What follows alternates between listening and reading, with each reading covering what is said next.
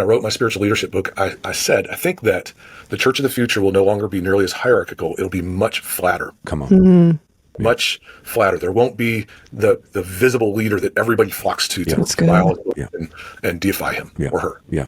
It'll be, I did some teaching at a church in Egypt, and I spent the last evening with the pastor of the church, and I said, typical Westerner, I said, "Hey, how big is your church?" And he laughed at me and he said, I probably know what you mean, but you probably don't know what you mean. And I thought, are you pulling a Jesus teaching on me? And he said, "Tell me what you mean." I said, "Well, how many people attend your weekend services?" He said, "We don't have weekend services." Right. Wow.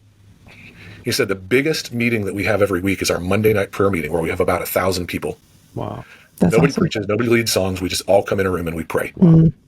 But who we are is we're doctors and lawyers and garbage men and teachers, and we're people who operate in this community who know Jesus, and we found each other because we need to have a fabric of family. Yes.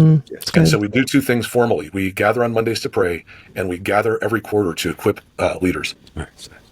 So but good. they don't have weekend services. So good. So good. And I remember thinking, that is so upside down to what the American church thinks. Right. We're weekend service centric, and how could you have church without that? Yeah. Right. Yeah. And yet there's still the gathering. There's still that sense of connectivity.